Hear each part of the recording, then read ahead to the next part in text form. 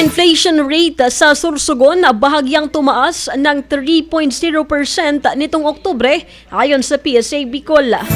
Ang buong detalye ng balita nasa linya ang aming News Director, Jomar Hestre. Bicol Network News Report!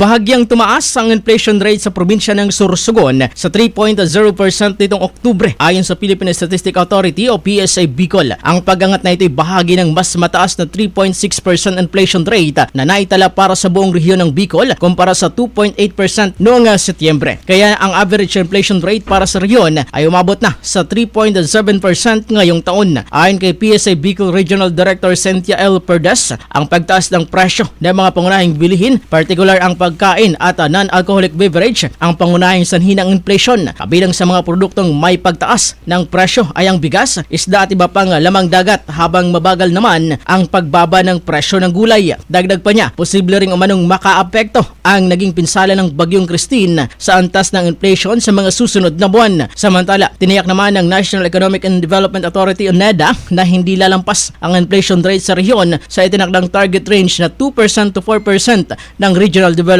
Plan. Bagamat may pagtaas, mas mababa pa rin ito kumpara sa 4.7% na naitala sa parehong buwan noong nakaraang taon. Sa kabuuan ng Bicol, naitala ang pinakamataas na inflation sa Camarines Sur na may 5.1% habang pinakamababa naman ang Camarines Norte na may 0.9%.